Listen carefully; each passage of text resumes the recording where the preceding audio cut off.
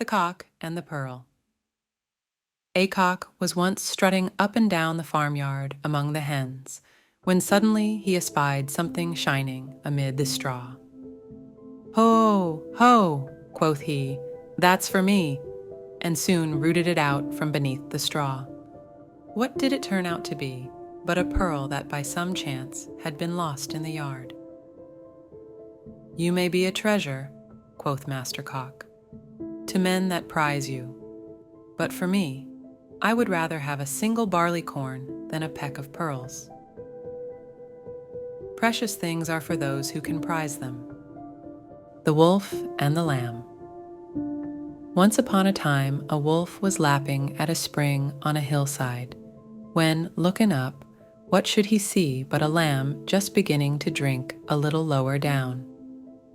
"There's my supper," thought he, "if only I can find some excuse to seize it."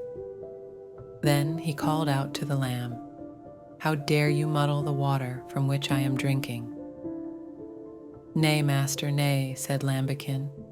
"If the water be muddy up there, I cannot be the cause of it, for it runs down from you to me." "Well then," said the wolf, "why did you call me bad names this time last year?" "That cannot be," said the lamb.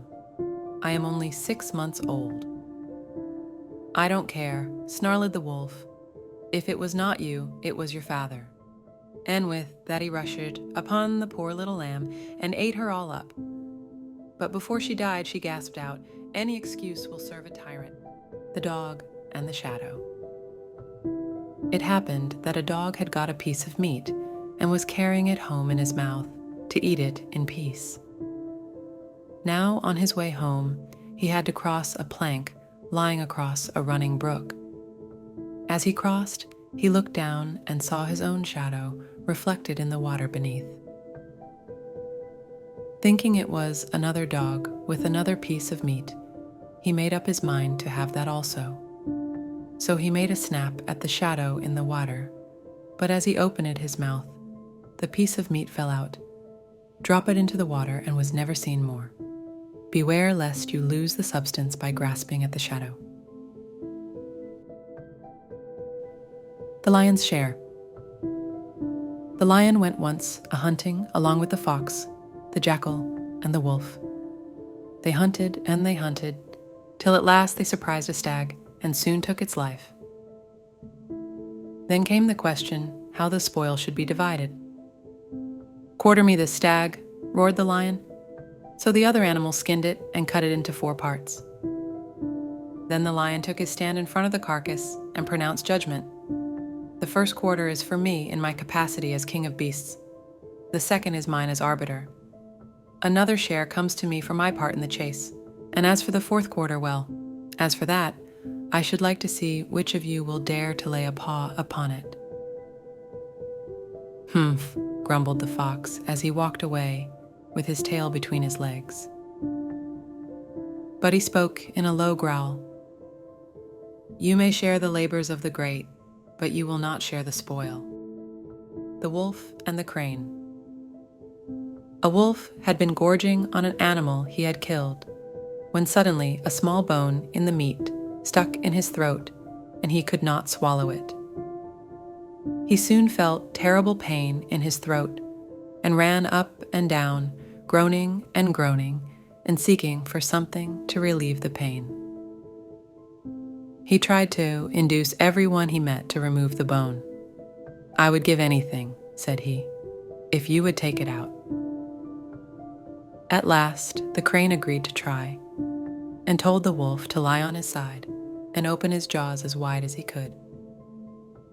Then the crane put its long neck down the wolf's throat, and with its beak loosened the bone, till at last it got it out. "Will you kindly give me the reward you promised?" said the crane. The wolf grinned and showed his teeth and said, "Be content. You have put your head inside a wolf's mouth and taken it out again in safety. That ought to be reward enough for you." Gratitude and greed go not together.